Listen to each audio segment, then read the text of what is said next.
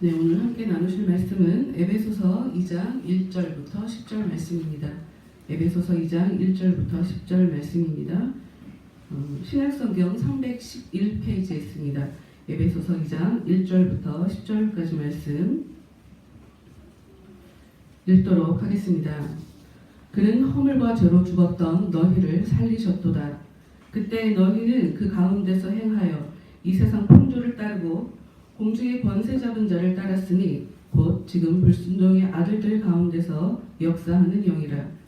전에는 우리도 다 그 가운데서 우리 육체의 욕심을 따라 지내며 육체와 마음에 원하는 것을 하여 다른 이들과 같이 본질상 진노의 자녀이었더니 긍휼이 풍성하신 하나님이 우리를 사랑하신 그 큰 사랑을 인하여 허물로 죽은 우리를 그리스도와 함께 살리셨고 또 함께 일으키사 그리스도 예수 안에서 함께 하늘에 앉히시니 이는 그리스도 예수 안에서 우리에게 자비하심으로써 그 은혜의 지극히 풍성함을 오는 여러 세대에 나타내려 하심이라.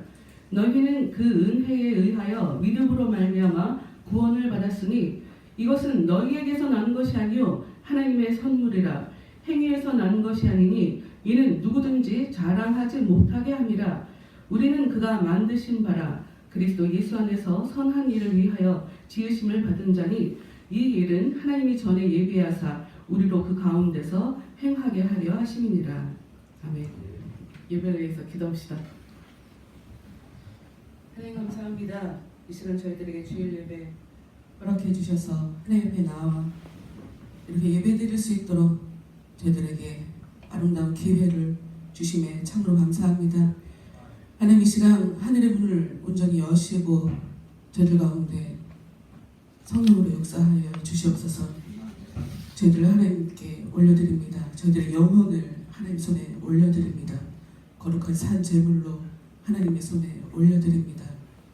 하나님의 그 은혜 가운데서 새롭게 태어나기를 간절히 사모하오니 이 시간 말씀을 드릴 때에 전하는 자에게 복을 더하시고 듣는 저희들에게 은혜를 더하셔서 하나님께서 기뻐하시는 그 하늘의 일이 하늘에서 이루어진 것 같이 땅에서도 이루어지는 역사가 일어나도록 끝나는 시간까지 온전히 성령께서 역사하여 주시옵소서.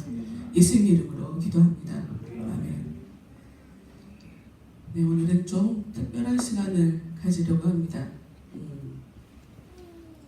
오늘 제가 설교를 하지 않고 다른 분이 하시게 되는데요. 보통 교회들은 주일 예배 때는 자리를 안 내주는 걸로 알고 있어요. 근데 저는 제가 무식한 건지 용감한 건지 아니 성도들이 은혜 받으면 누가 보면 어때요? 네, 이분은 대학원 동기예요.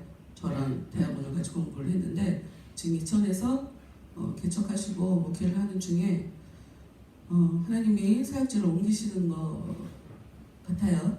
지금 기도하고 있고 그래서 저희 교회를 요즘 들어서 자주 나오셔서 함께 예배를 드리고 계시네요. 네, 오늘 굉장히 은혜가 넘칠 걸로 기대를 하고요. 이분이 저보다 그 경험이 굉장히 많으세요. 부교육자 생활을 굉장히 오래 하셨어요. 그래서 제가 볼 때 내가 정말 저런 건 배워야 되는데 이런 부분을 갖고 계셔서 저랑 굉장히 다른 새로운 은혜를 여러분 모두가 네 받으시기를 기대하며 우리 고세준 목사님 나오시지요? 박수 하시려고요? 네 하세요.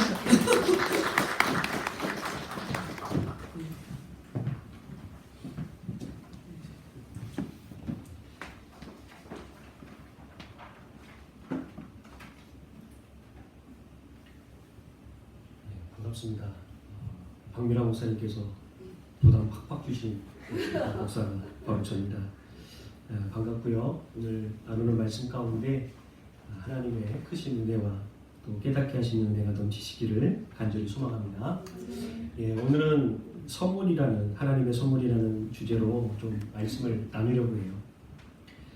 말씀을 준비하면서 제가 한 주 동안 기도하고 묵상하고 또 기도하고 묵상하면서 과연 제 인생에서 기억에 남는 선물이 무엇일까 곰곰이 생각을 해봤습니다.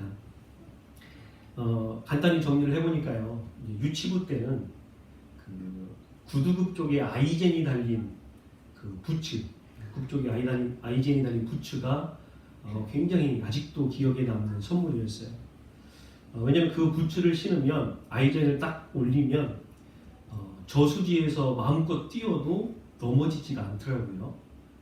당시에는 이제 저수지가 꽁꽁 얼어서 이제 거기서 팽이도 치고 썰매도 탔는데 넘어지지 않으니까 너무 좋은 거예요. 그래서 아직도 제가 그 부츠를 받으면서 기뻐했던 그런 기억들이 있습니다. 또 초등학교 시절 때는요, 보온도시락이 저에게 참 소중했던 그런 선물 중에 하나였습니다. 요즘은 학교에서 뭐 급식도 다 되고 난방도 다 됩니다만 제가 자랐던 그 시골 고향에는 그런 시설이 전혀 없었어요. 그래서 아침에 학교를 등교하면 제일 먼저 해야 되는 일이 가서 소사 아저씨라고 하죠. 가서 갈탄을 타오는 거예요. 아니면 장작을 펜 장작을 타오는 것. 또 주번은 가서 주전자에 물을 받아오는 것. 그게 제일 먼저 했던 일이었어요. 근데 난방은 그렇다 쳐도요, 문제가 되는 것은 도시락이에요. 도시락. 워낙 시골이어서 문명과는 조금 거리가 있었던 것 같아요. 제가 뭐 그렇게 나이가 많지 않은데도 불구하고 조금 구시대적인 삶을 살았던 것 같아요.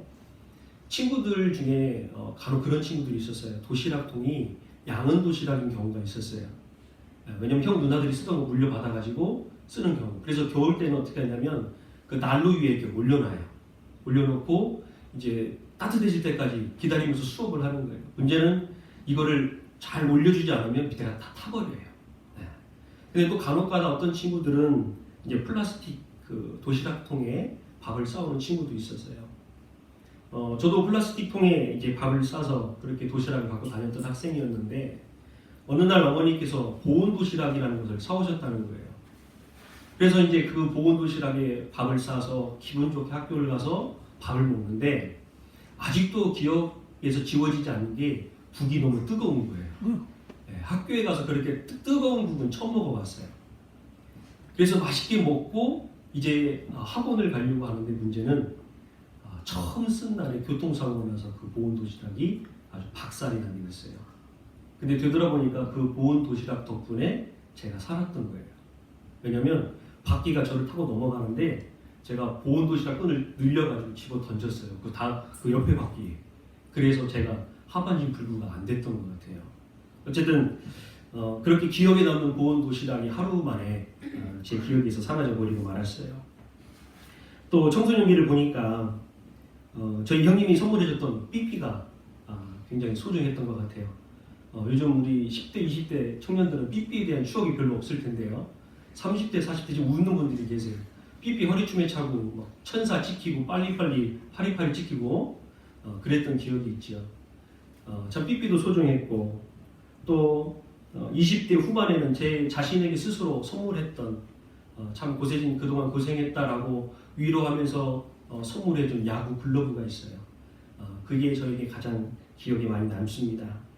또 30대 초반에는 하나님께서 배필로 짝주신 제 아내가 저에게 가장 큰 은혜고 또 선물이고 또 두 자녀가 저에게는 크신 위로고 또 선물이라는 그런 사실들이 정리가 되더라고요. 그렇다면 여러분들은 누구로부터 받은 어떤 선물이 가장 기억에 남을까라는 생각을 해보게 됐습니다. 오늘 우리가 함께 보고 있는 본문 말씀은요, 하나님께서 우리에게 최고의 선물인 구원을 선물로 주셨다고 말씀하고 있어요. 2장 8절에 보니까 이렇게 말씀해요. 너희는 그 은혜에 의하여 믿음으로 말미암아 구원을 받았으니 이것은 너희에게 난 것이 아니요 하나님의 선물이라. 뭐라고요? 하나님의 선물이라. 그리고 또 중요한 말씀 가운데요, 뭐라고 말씀하냐면 이 선물은 우리의 행위에서 난 것이 아니라 라고 말씀하고 있어요. 그 9절에 이렇게 말씀하죠. 행위에서 난 것이 아니니 이는 누구든지 자랑하지 못하게 합니다. 바울 사도는 에베소 교인들에게 뭐라고 말하냐면 너희가 받은 구원이 너희의 행위, 다시 말하면 너희들의 어떤 공로나 어떤 인간의 의로움 때문이 아니라 전적으로 하나님께서 은혜로 주시는 선물이야 라고 말하고 있는 거예요. 왜 바울 사도는 이렇게 말하고 있는 걸까? 은혜로 주시는 하나님의 선물, 즉 구원이라는 것은 우리의 상태와 상관없이 주어지는 전적인 하나님의 은혜이기 때문인 거예요. 내 모양이 어떻든지, 내가 어디에 있든지, 무엇을 하든지 하나님께서 주시는 은혜이기 때문에 그래요. 또 무엇보다도 이 구원이라는 선물은 하나님께서 주시는 하나님께서 역사하시는 새로운 창조이기 때문에 그래요. 그렇기 때문에 구원이 인간의 행위로서, 인간의 공로로서, 인간의 어떤 것으로도 대신할 수 없는 것이지요. 그런데 사실 이 구원에 대해서 말하면서 선물이라고 언급하고 있는 바울 사도의 말이 이해되지 않는 것이 사실이에요. 왜냐하면 우리에게 체감되지 않기 때문에 그래요. 이를 우리가 잘 이해하기 위해서는 고대 시대의 선물의 개념을 이해하면 됩니다. 이 고대 시대, 즉 그리스 로마 시대에는요, 이 선물이라는 것이 굉장히 사업적인 거예요. 다시 말하면 이 선물을 가지고 사회의 유대 관계를 형성해 가는 거예요. 더 설명드리자면 이 선물이라는 것은 선물을 받을 만한 자격이 있는 사람에게만 주어지는 것. 즉 give and take, 주면 내가 받을 수 있는 사람에게만 주는 거예요. 그렇기 때문에 선물을 되돌려 받지 못할 사람에게는 내가 선물을 주는 것이 아니라 주지 않는 거예요. 그래서 받을 가치가 없는 자에게 선물을 하는 것이 굉장히 어리석은 행동이었어요. 게다가 선물 받은 사람은요, 선물을 준 사람에 대한 다시 그 선물을 되돌려줄 의무가 있는 거예요. 자, 예를 들어서 어느 기업의 회장이 죄송한 얘기입니다만 길거리에서 노숙하고 있는 분에게 큰 선물을 하시지는 않죠. 상식적으로 봤을 때. 왜요? 그 자에게 그 선물을 주었을 때에 나에게 돌아오는 것이 있습니까? 없어요. 마찬가지로 고대 그리스 로마 시대, 그리고 오늘 편지를 받고 있는 에베소 교인들에게 선물이라는 개념은 그런 거예요. 그렇기 때문에 우리가 체감하는 그 선물과는 전혀 차원이 다르죠. 하지만 바울 사도는 하나님의 선물이 받는 자의 가치나 자격과 상관없이 주어지는 하나님의 은혜라고 말씀하고 있어요. 그래서 여기서 선물은 우리에게 매우 중요한 세 가지 논점을 제시하고 있어요. 첫 번째는 선물은 인간 본래의 상태를 드러낸다는 거예요. 화면에 나오죠? 선물은 인간의 본래 상태를 드러낸다. 바울 사도가 드러내고 있는 인간의 모습을 보면 인간이 얼마나 하나님의 그 선물을 받을 가치가 없는지, 자격이 없는지를 우리에게 아주 여과 없이 보여주고 있어요. 우리 한번 1절 말씀 한번 같이 읽어보겠습니다. 에베소서 2장 1절 시작. 그는 허물과 죄로 죽었던 너희를 살리셨도다. 아멘. 자, 허물과 죄로 죽었다고 했어요. 자, 허물과 죄는 뭐냐면요, 인간이 하나님을 자신의 인생에서 밀어내는 거예요. 그리고 피조 세계에서도 밀어내면서 자신이 주인이 되는 것. 그것이 바로 허물과 죄라는 거예요. 그래서 본래적인 원어의 의미를 찾아보면 뭐라고 나오냐면 너희들은 범죄와 죄로 죽은 자들이었다라고 말하고 있는 거예요. 다시 말하면 살아있는 에베소 교인들을 향해서 사도 바울이 뭐라고 선언하냐면 너희들은 앞으로 늙으면 죽게 될 거야 라는 것이 아니라 너희들은 이미 과거에 죽은 존재야 라고 말하는 거예요. 다시 말하면 육신은 멀쩡하게 살아있지만 영은 이미 죽어있는 자라고 선언하고 있는 것. 마치 창세기 1장 1절의 그 선언과 같이 하나님께서 천지를 창조하셨다라는 선언과 같이 이미 너희들은 살아있지만 죽은 자들이라고 선언하고 있는 거예요. 다시 말하면 그 상태가 우리들의 상태라는 것. 하나님을 믿기 이전의 상태라는 것. 이미 죽어있는 것. 우리 생각해 보십시오. 사람이 죽으면 아무리 명예라고 해도 손쓸 수가 있습니까? 없어요. 쉽게 말하면 아무것도 할 수 없는, 어떤 조치도 받을 수 없는 그런 존재라는 사실을 선물은 드러낸다는 거예요. 두 번째로 선물은 영이 죽은 자의 행위를 드러낸다는 거예요. 자, 우리 한번 2절을 같이 읽어보겠습니다. 에베소서 2장 2절 시작. 그때에 너희는 그 가운데서 행하여 이 세상의 풍조를 따르고 공중의 권세 잡은 자를 따랐으니 곧 지금 불순종의 아들들 가운데서 역사하는 영이라. 아멘. 육신은 살아있지만 영이 죽은 자들, 이미 죽어있는 자들의 행위를 보면 첫 번째가 뭐냐면 세상의 풍조를 따른다는 거예요. 두 번째는 뭐냐면 불순종하는 자들 가운데 역사하는 공중권세 잡은 자를 따르는 거예요. 자, 세상의 풍조를 따랐다는 건 뭐예요? 이 풍조라고 표현된 그 단어를 보면 아이온이라는 거예요. 시간. 쉽게 말하면 하나님의 기준과 방식이 아닌 시간이 만들어낸 우상을 따라서 세상의 기준과 가치와 방식과 문화에 따라 살았다는 거예요. 더 쉽게 말하면 시간이 흘러가는 대로 남들 하는 대로 그렇게 살아갔다는 거예요. 그런데 이런 시간은 누가 만듭니까? 바로 불순종하는 자들 가운데 역사하는 공중권세 잡은 자, 곧 사단 마귀가 그 시간 가운데 역사한다는 거예요.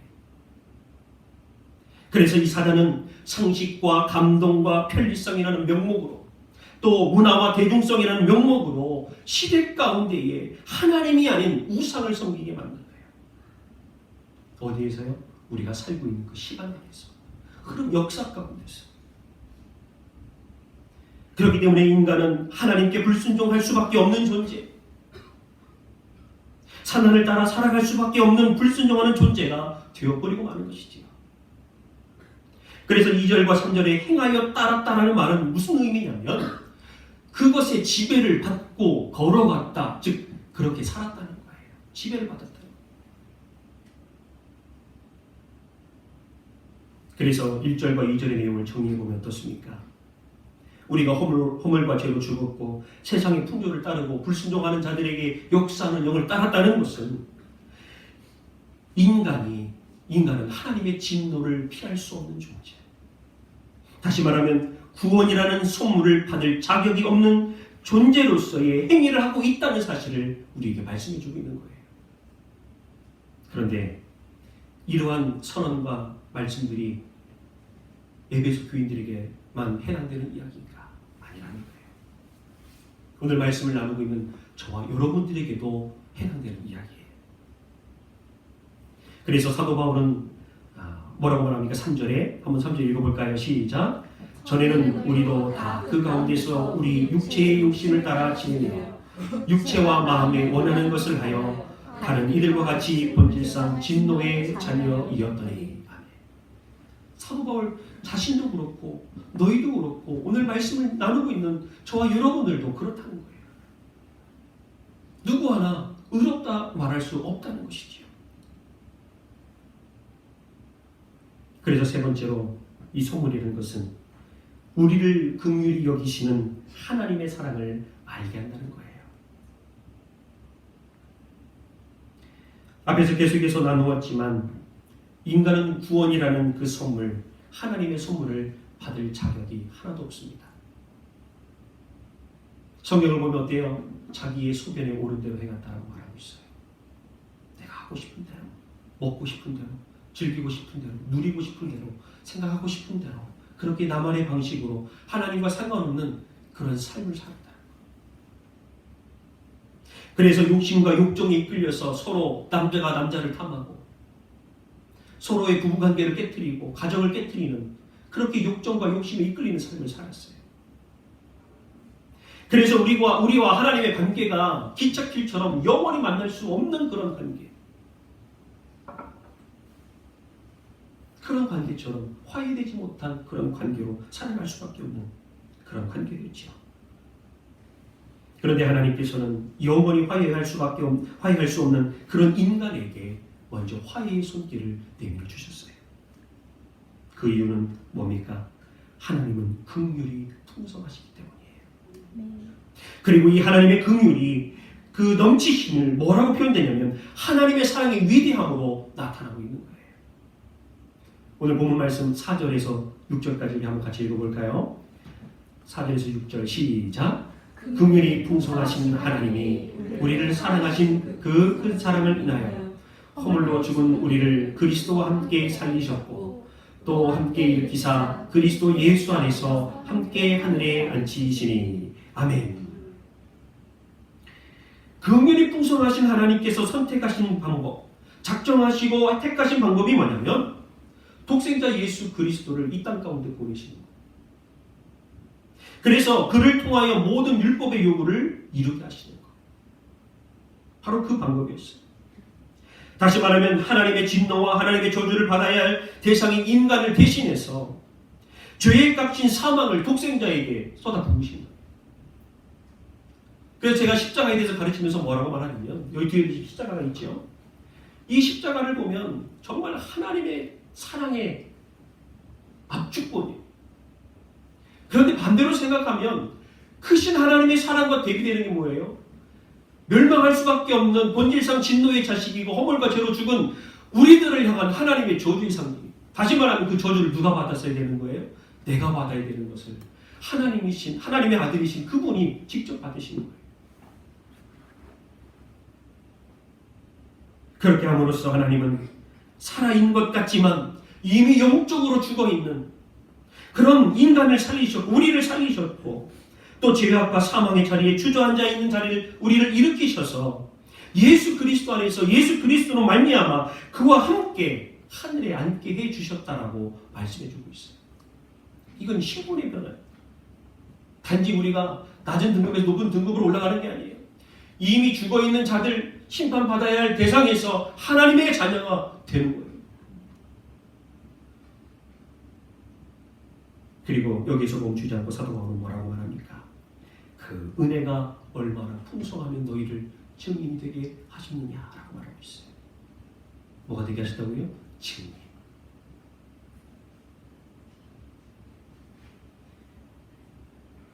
그래서 7절에 말씀하죠. 이는 그리스도 예수 안에서 우리에게 자비하심으로써 그 은혜의 지극히 풍성함을 오는 여러 세대에 나타내려 하십니다. 우리만 그 구원의 선물을 받는 것이 아니라 증거하고 나타냄으로 여러 세대, 다음 세대들에게도 나타내린다는 것입니다. 이 모든 것은 긍휼이 풍성하신 하나님의 사랑 때문이에요. 다시 말하면 우리를 구원하시기 위해서 독생자를 아낌없이 보내신 성부 하나님의 사랑.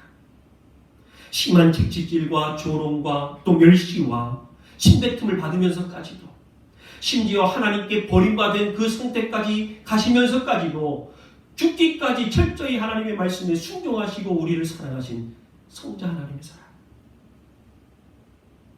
지금도 말씀 듣는 이 순간도 우리와 함께 하시고 우리 인생을 위해서 심히 통곡하시고 안타까워하시고 우리 안에 역사하시는 성자 하나님의 사랑 말입니다. 사랑하는 열매 맺는 성도 여러분, 여러분들은 이 사실이 믿어지십니까? 구원받을 자격이 없는 나를 사랑하시고 하나님이 직접 값을 치르시고 그렇게 우리를 구원해 주셨다는 사실 말이에요. 안타까운 것은요, 이 하나님의 사랑, 이 마음을 우리 인간의 언어로 표현하는데 너무 한계가 많다는 거예요. 어떤 CF처럼 참 좋은데 어떻게 표현할 방법이 없는 거예요. 우리가 아무리 찬양하고 아무리 춤추고 기뻐해도 다 표현할 수 없는 거예요. 그래서 우리 찬송하잖아요. 하늘을 두루마리 삼고 바다를 몸을 삼아도 하나님의 사랑 다 기록할 수 없다는 거. 하나님의 사랑이 그 정도라는 거예요. 그렇다면 저와 여러분들은 이 하나님의 선물을 얼마만큼 가치 있게 여기고 있는가 말이에요. 분명한 것은 우리가 하나님의 선물인 그 구원의 가치를 알게 된다면, 그리고 그 가치를 누리고 있다면 우리 삶에 확실한 변화가 있을 수밖에 없다는 거예요. 옛날 어른들이 그러셨지요. 머리 검은 짐승은 거두는 게 아니라고. 사람은 죽어도 안 변한다고. 그렇죠? 그런 말 들어보셨나요? 그런데 구원을 받으면 그 구원의 가치를 알고 그렇게 살아가면 사람은 변할 수밖에 없는 거예요. 왜 그렇습니까? 하나님의 기준과 방식이 아닌 시간이 만들어낸 우상을 따라 세상의 기준과 방식과 문화에 따라 살던 그 행위가 아닌 예수 그리스도 안에서 선한 행위를 하는 새로운 피조물로 창조되었기 때문에 그렇지요. 그래서 바울 사도는 오늘 본문을 통해서 뭐라고 말합니까? 예수 그리스도 안에서 선한 일이다 라고 말씀하고 있어요. 우리 10절 한번 같이 읽어보겠습니다. 10절 시작. 우리는 그가 만드신 바 그리스도 예수 안에서 선한 일을 위하여 지으심을 받은 자니 이 일은 하나님이 전에 예비하사 우리로 그 가운데서 행하게 하려 하시니라. 아멘. 예수 그리스도 안에서 선한 일이란 무엇일까? 이 말씀을 간단하게 설명하면요, 우리가 처음에 나누었던 1절 말씀과 대비되는 거예요. 1절 말씀. 자, 1절 말씀 뭡니까? 허물과 죄로, 즉 범죄와 죄로 죽은 상태, 죽었던 것. 그런데 지금 10절에서는 예수 그리스도 안에서 선한 일이라는 거예요. 자, 그래서 다시 살펴보면 첫 아담은 하나님께 불순종했어요. 선악과를 먹은 행위가 하나님에 대한 불순종과 반역이에요. 아까도 설명드렸습니다만 하나님의 자리에 누가 앉겠다는 거예요? 내가 앉겠다는 거예요. 이 구역의 왕은 나라는 거예요. 그래서 내 마음대로 살겠다는 것, 하나님의 통치하심과 하나님의 주권에 반기를 든 거예요. 그런데 하나님은 인간을 왜 창조하셨습니까? 영광 받으시기 위해서 창조하셨다고 성경은 말씀하고 있어요. 그래서 다시 말하면 예수 그리스도 안에서 선한 일이라는 것은 첫 아담의 불순종 이전의 창조의 목적, 즉 하나님께만 영광을 돌리는 것, 그것이 예수 그리스도 안에서 선한 일이라는 거예요. 그런데 우리가 가만히 생각해보면요, 이것은 창조 이전의 회복, 즉 창조 그때의 회복 그 이상이에요. 왜냐하면 첫 아담은 범죄와 죄로 인해서 죽었어요. 그래서 그 죄로 말미암아 그 인류의 모든 후손이 하나님 앞에 죄인이에요. 그렇게 되었지만 예수 그리스도께서는 어떻게 되셨습니까? 죄에 대하여 단번에 죽으시고 하나님께 대해, 즉 의에 대해서 사셨다고 성경은 말하고 있어요. 그렇기 때문에 예수 그리스도는 우리들이 선한 일을 할 수 있는 능력을 주실 수 있을 뿐만 아니라 그 자신이 본이 되신다는 것. 박 목사님께서 지난주에 설교하셨잖아요. 예수 그리스도의 고난이 우리에게도 동일하게 적용되는 거예요. 왜요? 예수님께서 그 모든 것을 감당하셨기 때문에. 완전 똑같은 거예요. 예수 그리스도께서 그렇게 하셨기 때문에 그 모든 것을 다 이루시고 완성하셨기 때문에 우리도 그와 동일한 적용을 받는 거예요. 그리고 무엇보다도 하나님께서는 이미 죽어있는 우리를 예수 그리스도와 함께 살리심으로써 예수 그리스도 안에서 하나님을 대하여 산 자가 되게 하셨기 때문이에요. 누구를 통해서? 예수 그리스도를 통해서. 사랑하는 성도 여러분, 하나님의 선물에는 생명의 가치가 있어요. 뭐가 있다고요? 생명의 가치. 생명의 가치. 분명 바울 사도는 에베소서 2장 1절을 시작할 때에 뭐로 시작했어요? 죽음의 상태에서 시작했어요. 너희들은 이미 죽어있는 상태였어. 나도 그렇고 너희도 그렇고. 그런데 이제 어떻게 말씀하고 있어요? 예수 그리스도 안에서 새 생명으로 행하는 자들이 되었다라고 말씀하고 있어요. 그렇기 때문에 우리의 전 존재, 우리의 전인이 하나님의 새로운 창조물로서 이전과 다른 삶의 방식과 행위가 요구되는 거예요. 쉽게 말하면 내가 예수님 믿는다고 말하면서 여전히 살던 방식대로 살아간다는 것, 그것은 아니라는 거예요. 제가 직장 생활을 하면서 회식할 때마다 가장 많이 들었던 얘기가 나도 교회 집사야, 한잔 마셔. 제가 그 이야기를 풀이하게 들었어요. 나 오늘 교회 집사야, 괜찮아, 너도 한잔 마셔. 제가 3년을 버티고 싸웠어요. 회사 문화에서 3년 동안 술을 안 마신다는 게 가능하겠습니까? 불가능하죠. 처음에는 저도 참 외굴수였어요. 소주잔을 딱 엎어버렸어요. 근데 미움을 받겠더라고요. 실제로도 미움을 받았어요. 왜냐하면 남들은, 직원들은 다 술 먹고 고주망태돼서 흥이 넘쳐 노는데 자기들의 추한 모습을 다 보이는데 저만 멀쩡하니까 자기들은 기억 안 나는데 저는 다 기억하잖아요. 그래서 제가 밉다는 거예요. 이제 방법을 바꿨어요. 소주잔을 뒤집어서 거기에 사이다를 받았어요. 그래서 술은 안 먹었지만 마치 술을 먹은 것처럼 같이 분위기를 만들어줬어요. 여직원들 백도 다 챙겨주고 스카프도 다 챙겨주고 옷도 챙겨주고 택시 잡아서 택시 태워 보냈더니 이제는 고마워하더라고요. 그 웃긴 게 뭐냐면 이제 때가 되면 회식 때만 되면 알아서 저한테 가방을 맡겨요. 제가 안 취했으니까 잘 챙겨요. 나중에는 고마워하더라고요. 심지어 감사한 건요, 나중에는요, 지점장님도 저에게 술을 주잖아요. 우리 세진 씨 교회 다니지? 누가 술을 주려고 하면 세진 씨 술 안 먹어요. 사이다 주세요. 그렇게 되더라고요. 그런데 안타까운 것은 내가 하나님의 자녀라고 말하면서 내가 어느 교회 집사라고 말하면서 예배 끝나고 나가면서 담배 피고 나가고 아무렇지 않게 술집에 드나들고 아무렇지 않게 유흥을 즐기는 모습들, 여전히 그런 모습 가운데 사는 자들이 너무나도 많다는 거예요. 지난번에도 우리 목사님과 짧은 대화 속에서 얘기를 했습니다만 기도원 가니까 깜짝 놀란 게 고정적으로 오는 분이 있는데 항상 예배 전에 하는 의식이 있어요. 원래 건물 뒤편에 가서 담배 한 대 피고 오는 거예요. 그리고 앉아서 열심히 찬송 부르고 주여 주여 기도하고 말씀 듣고 집에 가요. 과연 우리가 생각할 때에 그러한 모습들, 이전과 다른 모습들, 그런 모습들을 보면서 누가 성도라고 이야기할 수 있을까? 또 우리의 사고방식도 마찬가지예요. 철저히 우리는 하나님의 말씀 안에서 하나님의 방식으로 하나님의 시각으로 바라보고 생각해야 되는데 너무나 인본주의적으로 그렇게 사고하고 판단해요. 이 교회 안에서도 보면 그 합리성이라는 것이 언젠가부터 하나님의 말씀을 밀어내기 시작했어요. 그 내가 편하면 그것이 은혜고 그것이 좋은 거고 그게 하나님의 뜻인 거예요. 하나님의 뜻도 아닌데 하나님의 뜻으로 내가 그렇게 여기는 거예요. 그리고 그것이 하나님의 말씀인 것을 내가 명령하는 거예요. 다시 말하면 여전히 내가 주인 되어 있음에도 불구하면서 입술로는 뭐라고 얘기해요? 나는 하나님의 자녀입니다.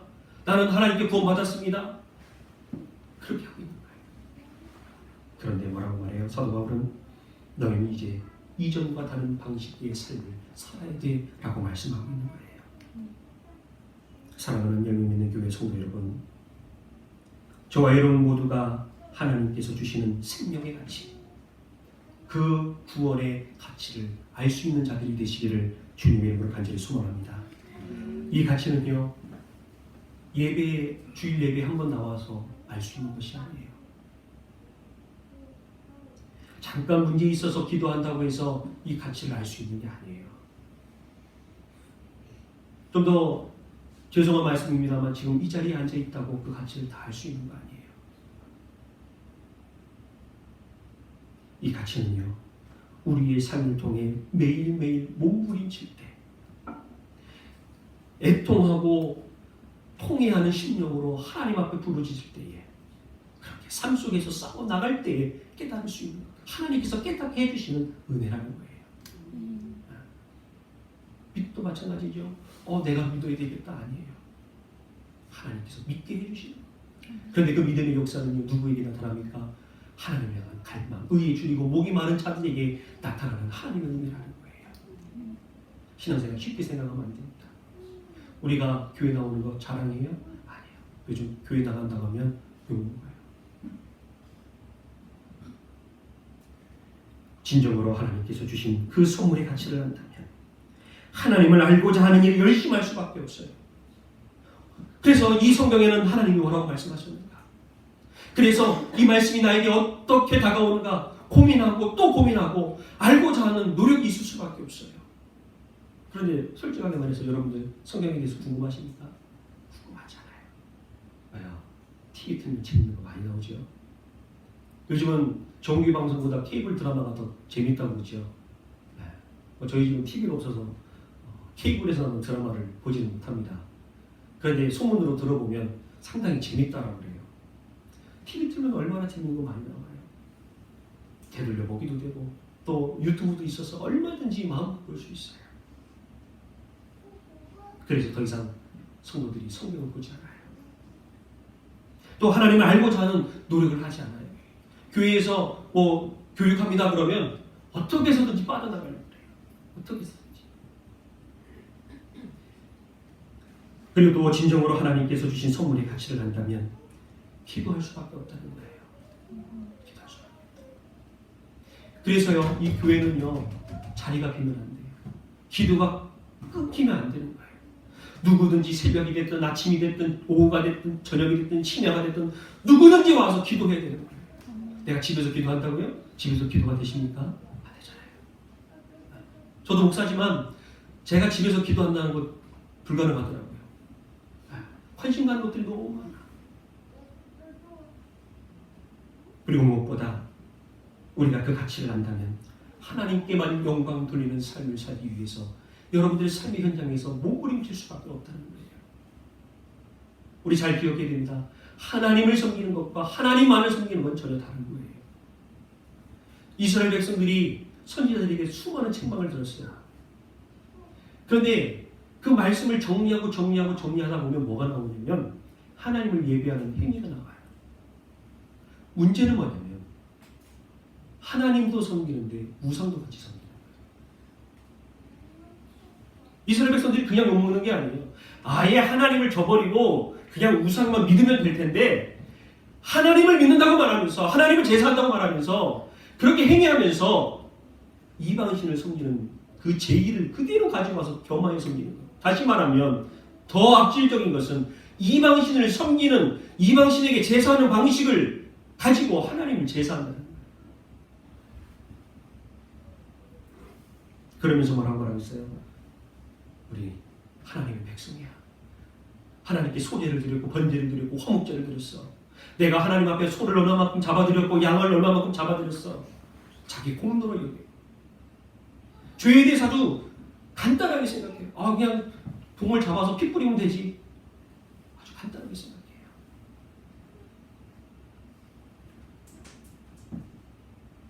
오늘 말씀을 나누는 저와 여러분들 가운데 아직 하나님께서 주신 선물을 받지 못한 분 계십니까? 혹은 이 선물을 받았지만 삶의 현장 가운데서 지치고 상하고 꺾여서 그 감격을 잃어버린 분이 계십니까? 부끄러워하거나 염려할 필요 없어요. 왜요? 하나님은 긍휼이 풍성하시기 때문에 우리가 돌아오기만을 기다리고 계신 거예요. 그래서 무엇보다 하나님께서는 저와 여러분들에게 그 구원의 선물을 주시고 넘치는 은혜로 살게 하시려고 오늘 이 자리에 부르셨다는 사실을 기억할 수 있기 바랍니다. 그래서 만약 그 구원의 감격, 그 소중함을 잃어버렸다면 하나님께서 우리에게 다시 한번 기회를 주셨다는 사실을 깨닫고 오늘도 애타고 상한 심령으로 살아갈 수 있길 바랍니다. 이제 말씀을 정리하죠. 저와 여러분들의 삶이 이제는 이전과 다른 삶이 되길 원해요. 우리의 삶의 방식도 사고방식도 가치관도 행함도 그 모든 것들이 구원의 감격에 넘쳐 변화되어 새 사람이 되어서 모든 것이 하나님께만 달려있음을 고백하고 하나님의 인도하심대로 순종할 수 있는 우리 모두가 되시기를 주님 이름으로 간절히 축원합니다. 우리 이 시간 찬양할 텐데요. 우리 지난주에 나누었던 찬양인데 제가 말씀을 나누면서 묵상하다 보니까 이 찬양이 다시 떠오르더라고요. 정말 우리가 이 자리에 앉아있는 것, 내가 하나님을 아바 아버지라고 부를 수 있는 것, 우리의 공로로 우리의 그 어떤 곳으로도 가능하지 않아요. 오늘 말씀을 나누었지만 우리는 자격이 없어요. 하나님을 아빠라고 부를 자격이 없어요. 더 나아가면 우리가 하나님을 예배하는 그 자리에 나올 수도 없는 그런 아주 죄인 중에 괴수예요. 하지만 하나님은 풍성하신 그 사랑과 은혜로 오늘도 우리를 초청하신다는 사실이에요. 우리가 그 사랑을 기억하면서 우리 찬양하면서 나가서 또 한번 말씀 찬양 마치면서 기도하도록 하겠습니다. 하나님, 저희는 하나님의 선물을 받을 자격이 없습니다. 하지만 긍휼이 풍성하신 하나님, 그럼에도 불구하고 우리를 사랑하셔서 오늘도 그 구원의 선물, 그 선물을 주시고 깨닫게 하시려고 이 자리로 불러주신 줄 믿습니다. 사랑하는 주의 자녀들, 세상 가운데 살 때에 이전의 방식, 내 욕심을 따라 내 행위를 따라 내 마음이 가는 대로 그렇게 살아가는 삶이 아닌 이제는 하나님의 새로운 창조물로서 하나님의 가치관, 하나님의 방식, 하나님의 말씀으로만 살아가는 주의 성도들 되게 하옵소서. 삶 가운데에 부단히 애쓰며 몸부림치며 그렇게 싸울 수 있도록 우리 주님 도와주옵소서. 오늘 이 시간 상한 심령 가운데에 회복의 은혜를 주시고 아버지 마음이 굳어있는 자에게는 성령의 담비가 내리시사 그 마음이 깨어 부서질 수 있도록 인도하여 주셨소. 이제는 겉으로만 하나님을 믿는 자가 아닌, 경건의 모양은 있지만 경건의 능력이 없는 죽어있는 자가 아닌, 경건의 모양과 능력이 넘치는